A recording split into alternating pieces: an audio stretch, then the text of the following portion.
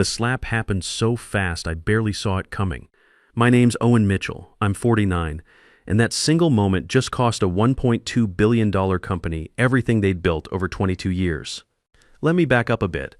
You know how some people think success is all about being in the right place at the right time? Well, sometimes it's about being the wrong person in the right place when someone decides to show their true colors. That's exactly what happened to me at what was supposed to be the biggest celebration in Titan Automation Technologies history.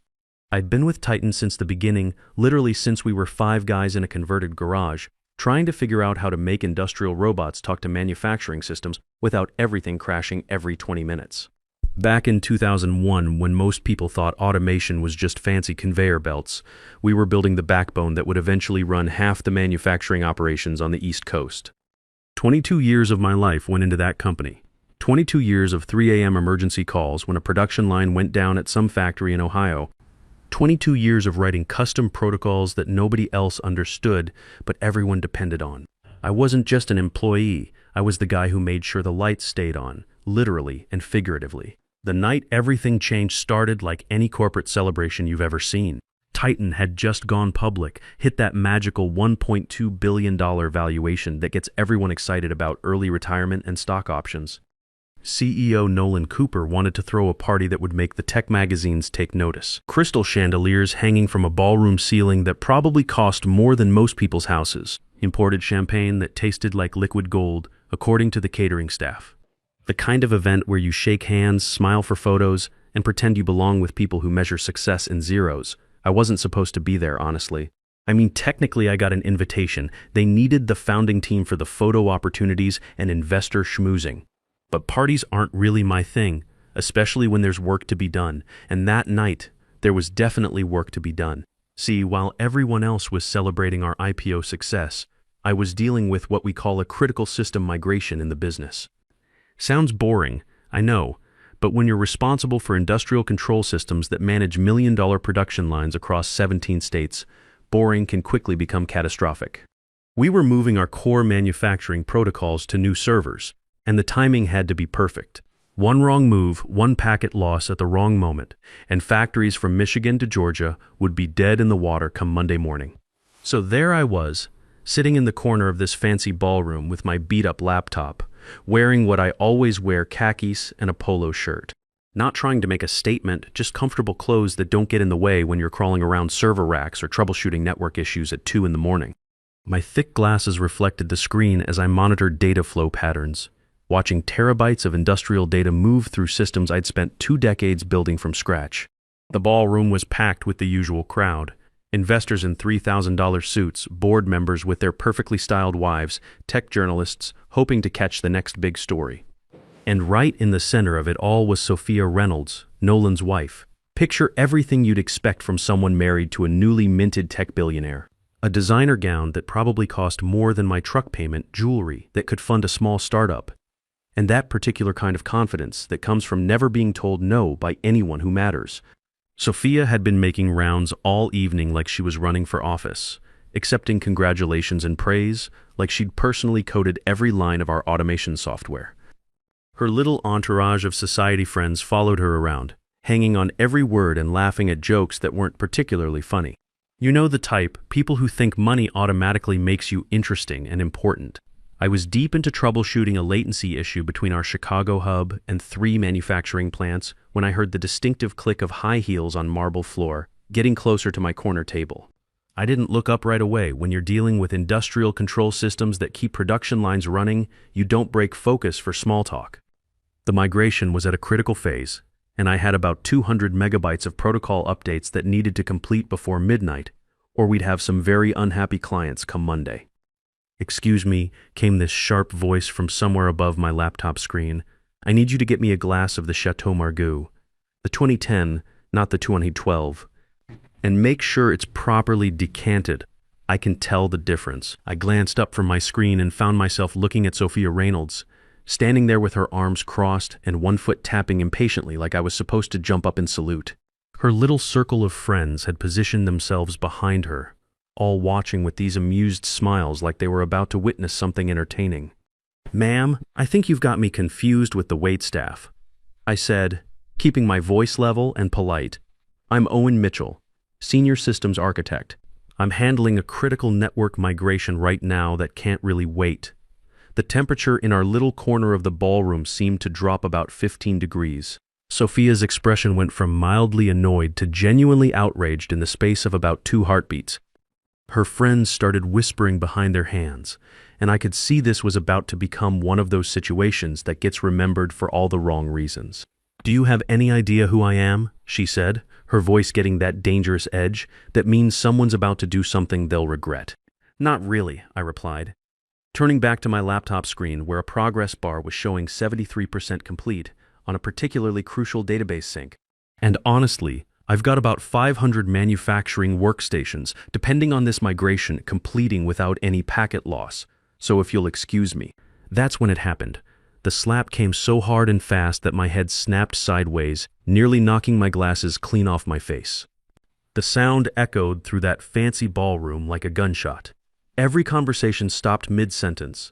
The jazz quartet missed a beat. Even the waiters froze with their champagne trays halfway to tables full of suddenly silent investors. For about 3 seconds, nobody moved. Then Sophia started screaming about respect and knowing your place, her voice getting higher and more shrill with each word. I sat there, feeling the heat spreading across my left cheek, watching my laptop screen flicker as my hand instinctively moved to steady the machine. 22 years of my life's work was on that computer. 22 years of custom protocols, proprietary algorithms, and system architectures that kept Titan's entire operation running. The irony wasn't lost on me. Here I was, getting slapped by the wife of a CEO, while simultaneously keeping their billion-dollar company from falling apart. The migration progress bar on my screen showed 78% complete, still 22% to go before our manufacturing clients could sleep easy that night. How dare you? Sophia was practically shrieking now, playing to her audience of society friends who were eating up every dramatic moment. "Do you know what my husband could do to you? Do you know who you're talking to?" I adjusted my glasses and looked at her calmly. "Ma'am, I'm talking to someone who just assaulted me while I was trying to do my job. And right now, that job is more important than whatever point you think you're making." That's when Nolan showed up. Not to check if I was okay, not to see what the commotion was about, not to ask questions like a responsible CEO should. He came over because his wife was upset, and apparently that was the only thing that mattered in his world. What's going on here? He demanded, putting his arm around Sophia like she was the victim in this situation. 22 years we'd worked together, 22 years of building something from nothing, of solving problems that nobody else could handle, of keeping the company running when everything should have fallen apart. And here he was, treating me like I was some random troublemaker who'd wandered in from the street. "Your employee just completely disrespected me in front of everyone," Sophia sobbed, really playing up the drama for the growing crowd of onlookers. "He refused to serve me and was completely insubordinate. I've never been treated so poorly in my life." I wanted to laugh at how she was spinning this, but the look on Nolan's face told me this wasn't going to end well. This was a man who'd just become a billionaire on paper, and was more concerned about his social standing than the facts. "Owen," he said, his voice carrying across the silent ballroom in a way that made sure everyone could hear. "You're fired, effective immediately. Security will escort you out, just like that. No investigation, no questions about what actually happened, no consideration for what I'd contributed to getting him to this moment." I slowly closed my laptop, the migration still only 81% complete. I wanted to explain what would happen if I left now, wanted to tell him about the fail-safes I'd built into every system, about the dependencies that nobody else in the company fully understood. But Nolan had already turned away, comforting his wife like she was the one who'd been wronged. The crowd parted as I stood up, laptop under my arm, and walked toward the exit. I could hear the whispers starting already, probably speculation about what I'd done to deserve such public humiliation. But here's what they didn't know. What nobody in that ballroom understood except me. Every system I'd built over 2 decades had something called a dead man's switch. It wasn't out of spite or some kind of revenge fantasy. Dead man switches are standard practice in industrial automation, especially when you're dealing with critical infrastructure. If something happens to the primary engineer, accident, illness, kidnapping, whatever, the systems need to protect themselves from unauthorized access attempts. It's a safety feature, not a weapon. The switches worked like this. Every 48 hours, I had to provide biometric authentication to confirm I was still alive, still employed, still authorized to maintain the systems. If I missed 2 consecutive authentication windows, the core protocols would automatically assume I was compromised and lock down everything until proper authorization could be reestablished. The moment HR processed my termination and revoked my access credentials, which happened about 20 minutes after I walked out of that ballroom, those switches started their countdown. My biometric signatures were no longer valid. The systems I'd designed began interpreting this as the beginning of a hostile takeover attempt. I drove home that night, listening to my phone buzz with text messages from colleagues who'd heard what happened. Most were supportive, a few were shocked, and one was from Tommy Rodriguez in our Chicago office. "Owen, what the hell just happened? The system alerts are going crazy over here." I didn't respond to any of them. What was I supposed to say?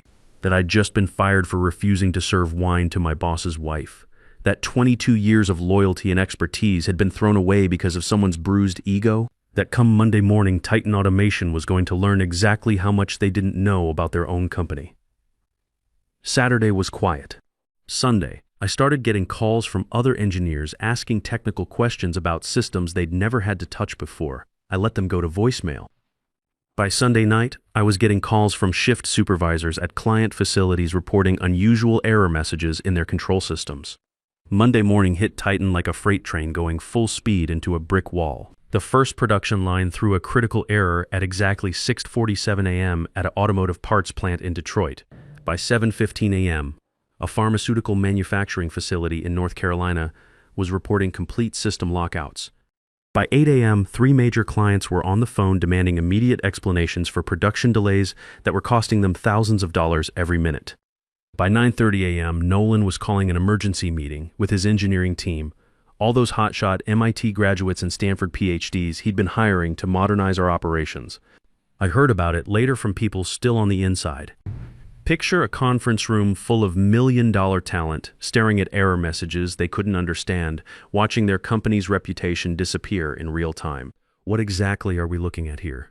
Nolan demanded, standing in front of wall-mounted monitors, showing system status displays that were more red than green. "Sir," the new lead engineer said, his face already pale with sweat, "it appears the core manufacturing protocols are in some kind of protected mode. Every time we try to access the primary databases, the system locks down further. Then override it," Nolan snapped, loosening his tie like that would somehow fix the situation. "You're supposed to be the best engineers money can buy." "Override the damn thing, sir?" "We can't," another engineer chimed in, his voice cracking slightly. "The architecture it's like a maze built inside a fortress. Every path we try leads to another security layer. And if we attempt to force access, the system threatens to wipe all data permanently. We're talking about complete data destruction, not just downtime, but total loss of 22 years of custom protocols." That's when reality started hitting them like a freight train. They'd fired the only person who understood the system that ran their entire business. Not just understood it, I'd built it from the ground up, piece by piece, protocol by protocol, over more than 2 decades. You see, when you're building industrial automation systems, you don't just write code and hope for the best. You're dealing with manufacturing equipment that costs millions of dollars, production lines that need to run 24/7 without interruption, and clients who lose thousands of dollars every minute their operations are down. So you build layers of security, redundancies, and safeguards that would make Pentagon security experts proud. The core manufacturing protocols I designed weren't just software. They were digital DNA that had evolved over 22 years. Every client requirement, every emergency fix, every system upgrade had been woven into a tapestry so complex that even I sometimes had to trace through multiple layers to remember why certain decisions were made. But that complexity wasn't accidental, it was necessary. When you're responsible for keeping automotive plants, pharmaceutical facilities, and food processing operations running smoothly, you can't afford simple solutions that break under pressure. By Tuesday, the stock price started its death spiral.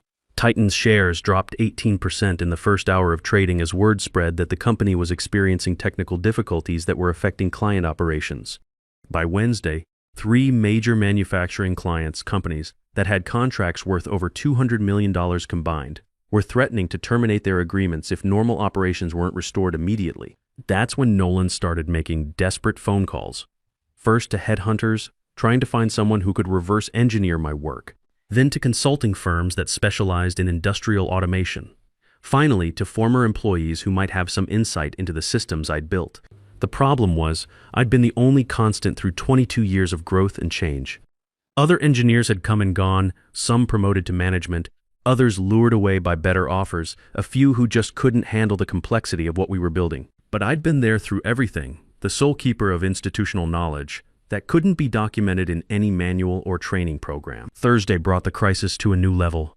A pharmaceutical plant in North Carolina that manufactured insulin pumps was forced to shut down production entirely when their quality control systems stopped responding to input commands. The plant manager was calling Nolan every hour, explaining that they had FDA deadlines to meet and couldn't afford any more delays. Each day of downtime was costing them roughly $800,000 in lost production, and they were already talking about filing breach of contract lawsuits. Meanwhile, I was in my garage doing what I'd always done, solving technical problems, but this time I wasn't solving them for Titan. I was building something new, something better, something that wouldn't depend on the whims of people who couldn't tell the difference between a systems architect and wait staff. Word travels fast in the industrial automation community. It's a smaller world than you might think, and people talk. By Thursday afternoon, I was getting calls from former clients, competitors, and engineers I'd worked with over the years. They'd heard what happened at Titan, and more importantly, they'd heard about the technical crisis that followed. Owen, said Janet Kovac, VP of Operations at Midwest Manufacturing Solutions, during a call that Thursday evening. We've been watching what's happening at Titan, and frankly, we're concerned about our own operations. We've been thinking about upgrading our automation systems anyway. Would you be interested in consulting on a project? Janet's company had been one of Titan's smaller clients, but they ran 3 manufacturing facilities that produced components for agricultural equipment. It was exactly the kind of operation I understood, complex enough to require sophisticated automation, but practical enough that the people running it actually understood their own business. I might be available, I told her. What kind of timeline are you thinking about? Well, our contract with Titan is up for renewal in 6 months anyway. If you could design something more reliable than what we're dealing with now, we'd be very interested in talking. That conversation led to 2 more similar calls on Friday. Companies that had been watching Titan's public struggles and wondering if they needed to start looking for alternatives. The automation industry runs on reputation and relationships, and when a major provider starts having unexplained technical failures, their clients get nervous. Friday afternoon, my phone rang with a number I recognized, Nolan's direct line. I let it go to voicemail the first time, and the second time. On the third call, I answered. Owen, he said, and I could hear the desperation in his voice even before he started talking. We need to discuss this situation. There's been a misunderstanding, and I think we can work something out that benefits everyone. No misunderstanding, Nolan, I said, watching data compile on my laptop screen for a new automation protocol I was designing. Your wife assaulted me at a company event, and you fired me to protect her reputation. That's pretty clear cut.